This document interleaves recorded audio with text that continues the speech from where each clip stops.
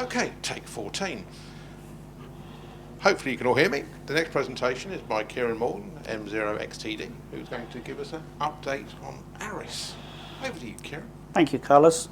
So this is the sort of the general ARISS update that I sort of mostly do every AMSAT Colloquium, but this time it's based on a presentation given by Frank Bauer, the International Chair of ARISS, at the Huntsville Hamsfest.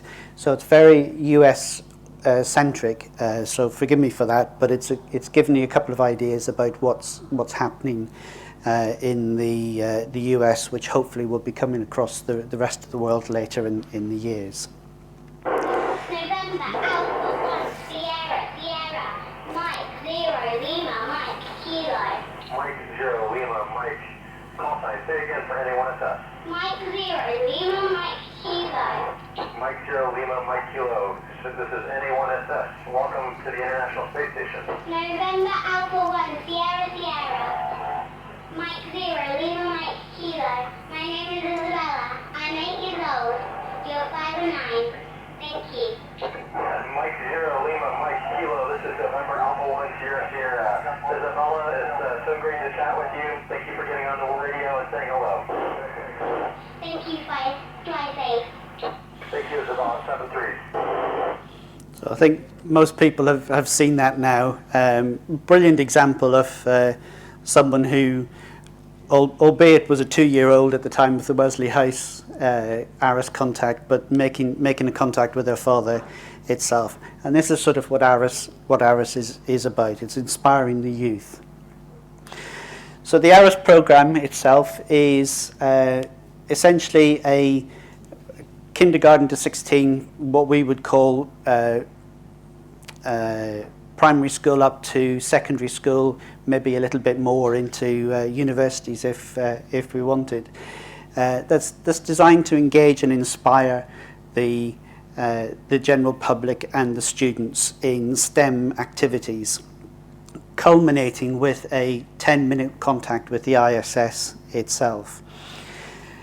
Ideally, and I'll talk a little bit about this as well shortly, there's a load of STEM educational activities carried out in the 3 to 6 months prior to the contact itself. And this is becoming important in actually getting it across. And one of the things that I'm wanting to see with contacts, especially coming from the UK, is the building up of this STEM educational activity. Mostly looking at the challenges of space exploration, looking at space research itself, but also radio science and the technology, hopefully using amateur radio technology as well. And importantly, one of the other things is that we provide a backup to the ISS emergency communication systems. So the pre-contact STEM education, this shows an example of some of the stuff that has gone on in the States in the last couple of years. But you can see that they've been working on the radio technology. They've been involving some primary school children with dress up and make-believe play type things. Space art has been included, and physics is there as well. But also the biology, the home economics type stuff, the food, technology for space and everything. And where amateurs can come in and help out is working with the satellite communications itself and sort of looking at receiving data from it. And I know some schools that we have done contacts with in the past have done some very successful FunCube activities and receiving the data themselves from, including from homemade antennas. So ARISS focuses on 3 prime activities. There's the development of in-flight space hardware. So this is the actual equipment that we put up on the space station itself. And here you can see the IORS, the interoperable radio system that has recently been installed and commissioned on the station. There's a lot of focus on STEM education or STEAM education now as well, And this is an area that I would like to see built up quite heavily with applications as well. And finally, there's the spaceflight operations, or the operations side of ARISS activities. And you can see a picture here of Shane Lind, Victor Kilo 4, Kilo Hotel Zulu, down in Australia, with his ARISS ground station that he uses for telebridge setups. Just to give you a feel of what ARISS is like, and we only tend to hear about ARISS in the UK whenever we do a contact, but a little bit about what happens worldwide. We were the first operational payload on the ISS back in 2002, I think it was, yeah, 2002. And typically we average about 60 to 80 contacts throughout the world, and those are split into the 5 main regions that we look after, which is the US, Europe, Japan, Russia and Canada. So far we've done in excess of 1,400 contacts since 2002, and typically we engage somewhere between 15 and 200,000 students directly in an actual ARISS contact. So those are students that are actually heavily involved in it. The actual viewing figures worldwide for people that then go on to watch these contacts on social media and other things like the BATC stream that we use in the UK, we typically get 12 to 15 million visitors. So a very wide-ranging and wide-reaching activity for the involvement. ARISS is predominantly a volunteer organisation, and we reckon that there's at least $5 million worth of in-kind support provided by the volunteers every year, and that includes all the volunteers who not only provide the ground stations for the telebridge contacts, but also all the school mentors who work with schools to help develop their applications and then actually carry out the actual contact itself. And as you can see, we've got quite a extensive coverage worldwide, with over 63 countries now having had a successful ARISS contact.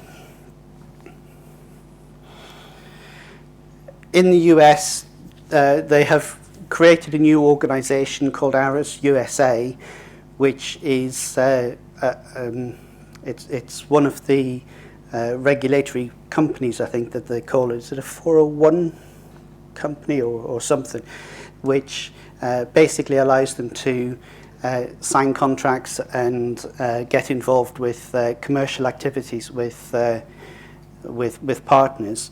And they certainly have already signed up a number of sponsors who have helped secure the long-term viability of the program, certainly hopefully up until the projected end date of the ISS.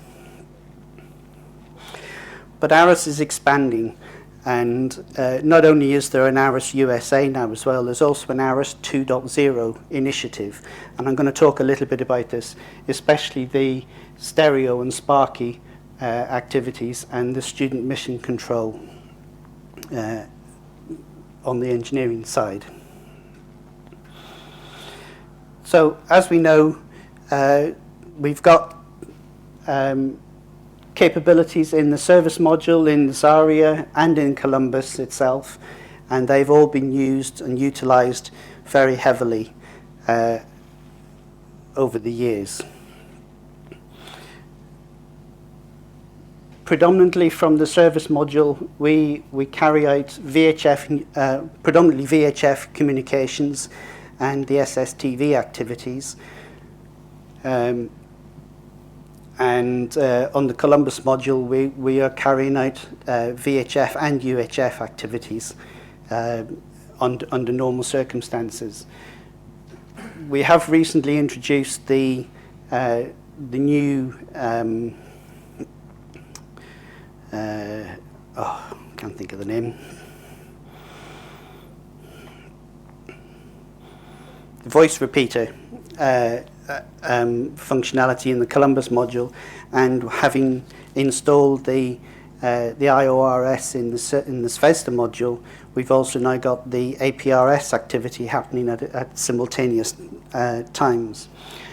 We've also got the ham TV downlink, and I'm pleased to be able to report that the repair of it has now happened, and it is now in the US waiting for more tests and more certifications before being uploaded. So hopefully it won't be too long before we have that rather excellent facility back available again. And something that has been happening in the States quite a bit recently has been the use of APRS in order to send text messages back and forth in order to control robots. And this is an activity that has been given a bit of a boost by a legacy from Keith Pugh, W5UI, who was a long-standing supporter of ARISS in the US. So what is ARISS 2.0? Well, it's essentially a new educational vision for the future. It's looking at providing more extensive educational input and outcomes for all the students taking part in it, and the idea is to introduce some lesson plans and some activities that can augment what goes on in the school and helps the students as they prepare for their ARISS contact itself. We are looking at it in terms of alternative space stations in the future. So the Axiom, where they've already talked about the potential for building an Axiom station, a commercial station in the future, and also onto the lunar side of things as well. As I've said, multi-mode operations are now available 24/7, and we have the voice repeater active in Columbus and the APRS module active in the SVESTA module, or the service module, sorry. And some of the activities that we've got in development are student mission control, which I'll talk about shortly, and stereo and star, which I've mentioned already. And something with stereo is something called Sparky, which is a kit for radio communications. The ARISS itself is very much international. Although this presentation is based in the US and for the US audience, one of the things that's really important is the fact that there's so many volunteers across the world on the ARISS.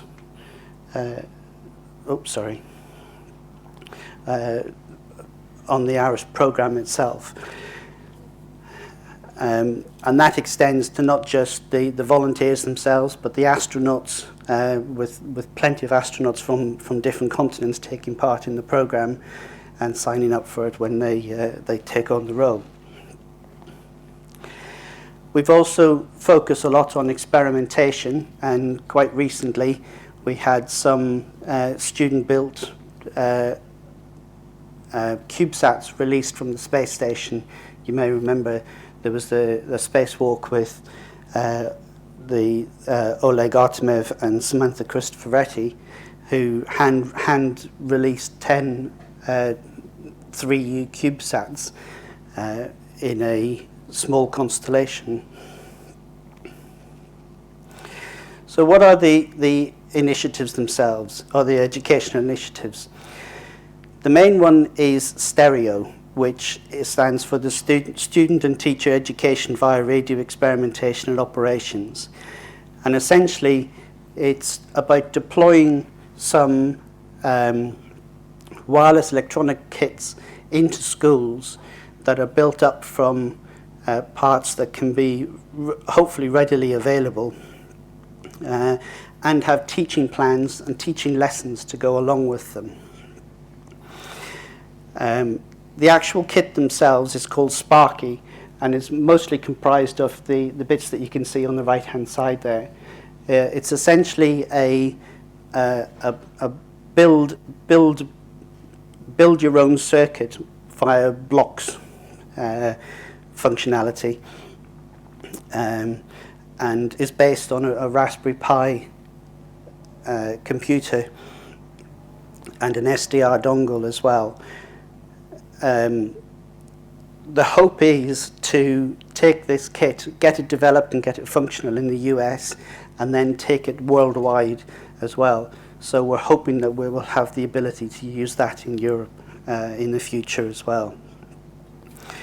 The other main part of Stereo is teaching the teacher.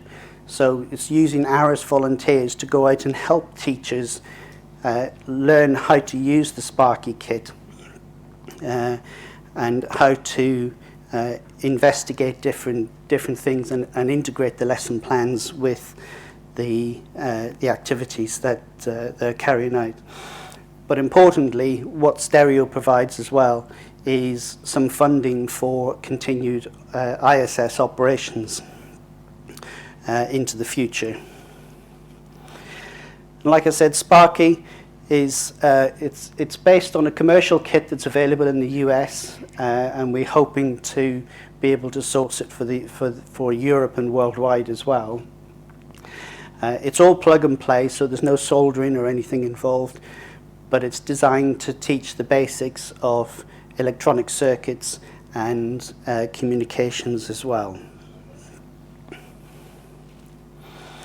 And as I said, the Keith Pugh W5IU left a legacy when he passed away not so long ago, and that is being developed into the STAR program, which is very much about telerobotics and using things like APRS in order to expand the capabilities of robots, not just locally in a classroom, but across continents, and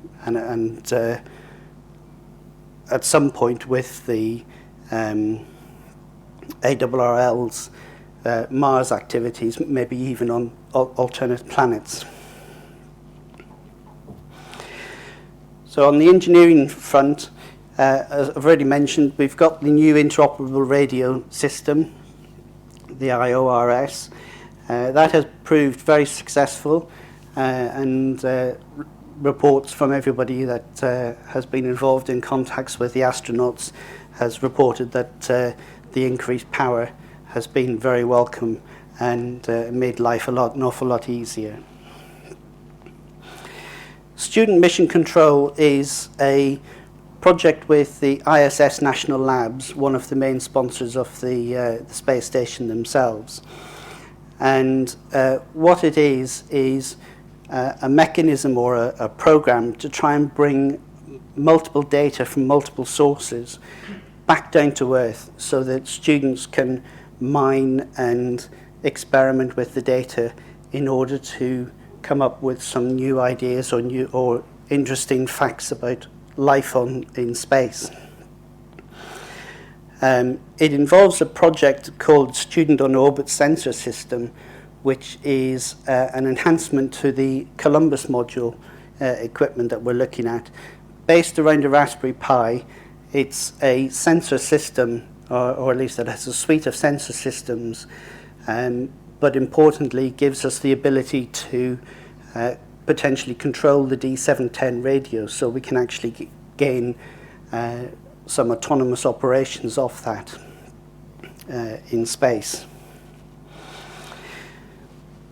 The idea behind it is that telemetry would come from the ISS in orbit.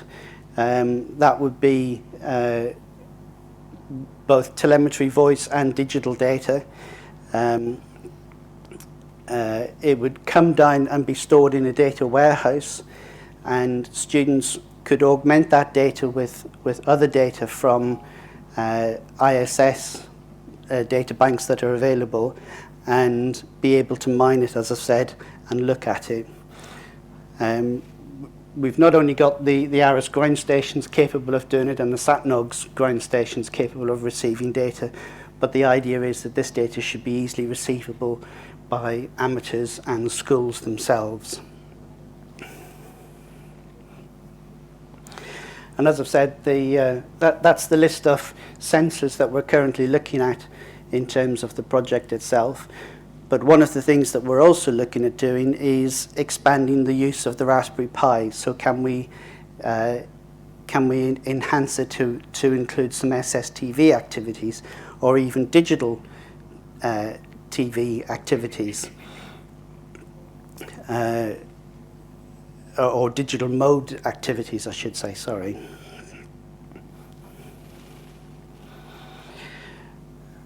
Most people are asking about access to the downlinks from the station, and I've printed them up there for you so that you've got an idea on it. There is a page that has been running now for a few years, which gives some very clear and up-to-date information. It's in fact updated by the person in JSC who organises all of the ARISS contacts for us and interfaces with NASA. So it's the most up-to-date and reliable source of information that we have. And as you can see, it lists both the Columbus radio and the service module, giving ideas about when it's being powered down or when it's switching modes. And that's it. So anybody with any questions, please?